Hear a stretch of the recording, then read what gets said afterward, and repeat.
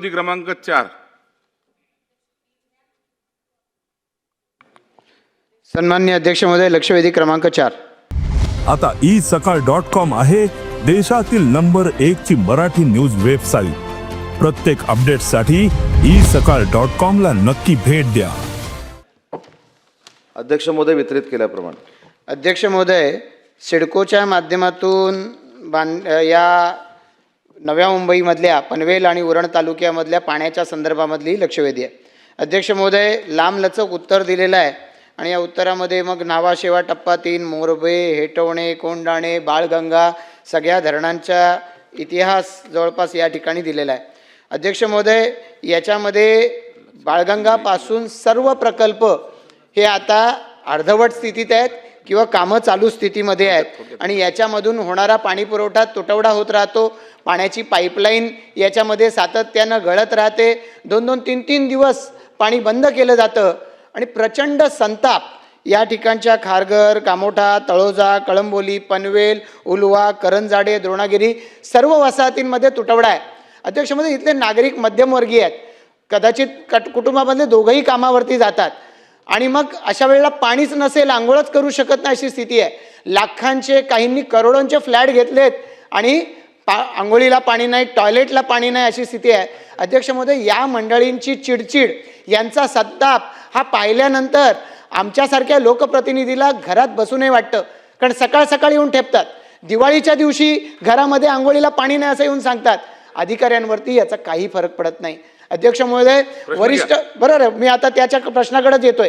वरिष्ठ अधिकारी या बाबतीमध्ये पूर्णपणानं उदासीन आहेत आणि केवळ वेळ मारून नेतात. आम्ही असं केलंय, आम्ही तसं केलंय, हे धरण बांधतोय, ते धरण बांधतोय. अध्यक्ष महोदय, यांनी सोल्युशन निघत नाही. लोकांना आज पाणी हवंय, तुम्ही 2 वर्षांनी पाणी द्याल, उद्याच्या दिवशी पाणी येणार आहे सांगितलं तर आज काय करू हा प्रश्न आहे. अध्यक्ष महोदय, डिस्ट्रीब्युशनच्या बाबतीमध्ये सिडकोचा पूर्णपणानं आनंद आहे. उत्तरात म्हटलंय टाटा कन्सल्टन्सी नेमली. त्या टाटा कन्सल्टन्सीनं काय केलंय का त्यांनी पण असेच पैसे खाल्लेत. एअर इंडियामध्ये झालंय, इथं सुद्धा टाटा कन्सल्टन्सीच्या प्रत्यक्ष रेप्युटेशन हे स्टेकला लागलेलं आहे. अध्यक्ष महोदय, या सर्व डिस्ट्रीब्युशनमध्ये पाईपलाईनची दुरुस्ती करणारे, पंप हाऊस चालवणारे, टँकर पुरवणारे, हे कॉन्ट्रॅक्टर, यांचे इंजिनियर सगळे मिळून पैसे खातात. मोठे मोठे करोडोंचे यांचे फ्लॅट होतात आणि वरच्या अधिकाऱ्यांना याच्याशी काही घेणं देणं नाही. अध्यक्ष महोदय, डिस्ट्रीब्युशनच्या बाबतीमध्ये ऑटोमायझेशन केलं पाहिजे. आम्ही मागणी करून करून थकलो. सिडकोच्या अधिकाऱ्यांवरती काही फरक पडत नाही. अध्यक्ष महोदय, माझा प्रश्न आहे पहिला, ऑटोमायझेशन करणार असं सांगितलं जातं. आता त्या चाव्या फिरवून आपले अधिकारी जिथे राहतात तिथं भरपूर पाणी आणि बाकीच्या ठिकाणी पाणीच नाही. ठराविक सेक्टर्समध्ये पाणी मिळत नाही. हे सगळं बंद करायचं असलं, ऑटोमायझेशन शिवाय पर्याय नाही. हे ऑटोमायझेशन किती कालावधीमध्ये करणार? कारण अध्यक्ष महोदय, याच्याशिवाय याच्यामध्ये दुसरा कुठलाही पर्याय नाही.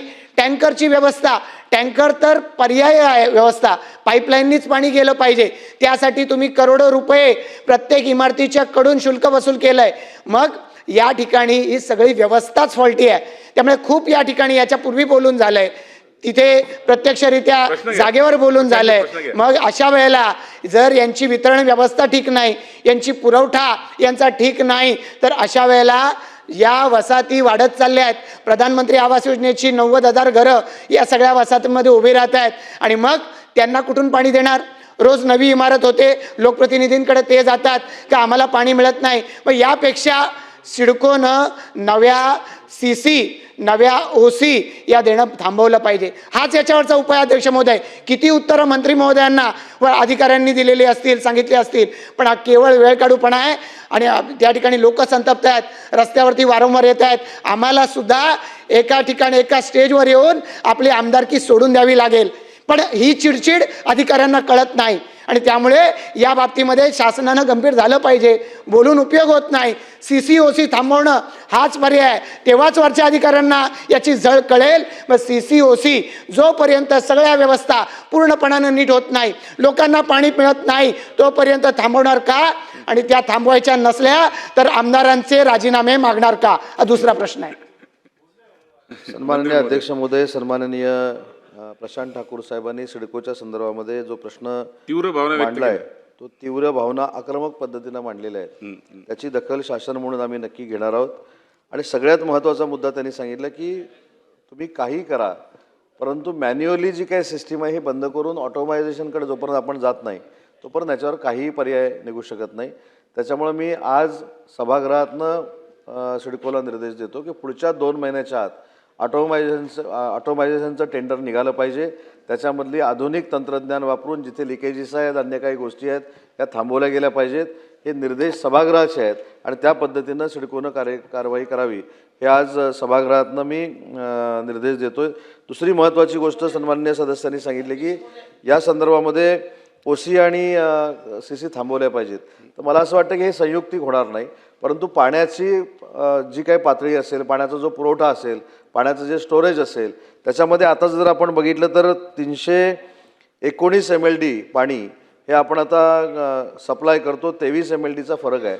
सन्मान्य सदस्यांनी सांगितलेली वस्तुस्थिती खरी आहे की काही जे 2 वर्षानंतर प्रकल्प होणार आहे ते 2 वर्षानंतर प्रकल्प होईपर्यंत पाण्यासाठी थांबायचं का, हे सगळं सकारात्मक त्यांचं बरोबर आहे.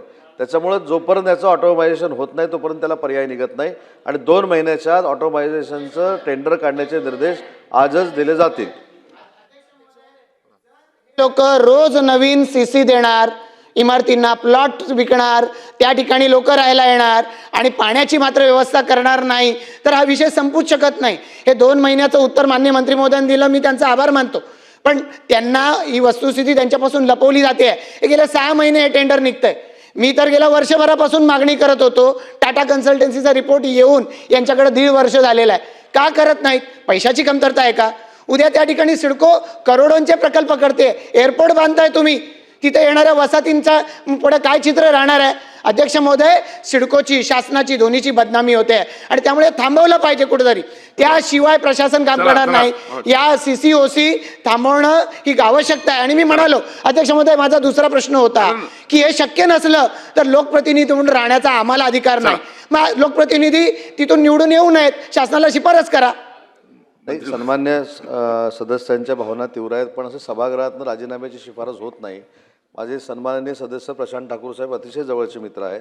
मी त्यांना एवढंच आश्वस्त करू इच्छितो की 2 महिन्यामध्ये ऑटोमायझेशनचं जर टेंडर